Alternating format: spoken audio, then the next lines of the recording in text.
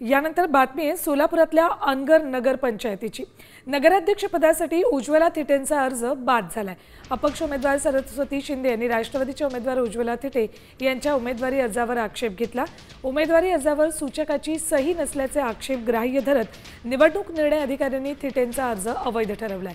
नगराध्यक्षपदासाठी राष्ट्रवादी अजित पवार गटाचे उमेदवार थिटे यांनी उमेदवारी अर्ज भरला होता।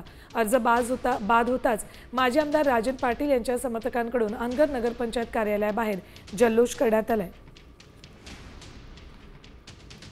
पहिल्यांदा तर कागदपत्र मिळण्यासाठी अडथळा होत होता आणि कागदपत्र मिळाली आणि मी माझ्या वकिलाकडून 3-4 वेळेला ते व्यवस्थित चेकिंग केलं होतं। प्रत्येक ह्याच्यावर माझ्या मुलाची सही होती आणि काल सूचक म्हणून माझा मुलगा माझ्या सोबत होता, तर ती सूचकाची सही राहिलीच कशी?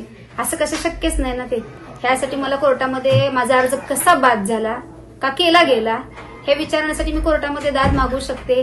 मी न्यायालयीन प्रक्रियामध्ये मी विश्वास न्यायालयावर ठेवते। आता मी न्यायालयीन प्रक्रियामध्ये उतरते आणि कसा अर्ज माझा बाद केला गेलाय ते मी चौकशी लावेन।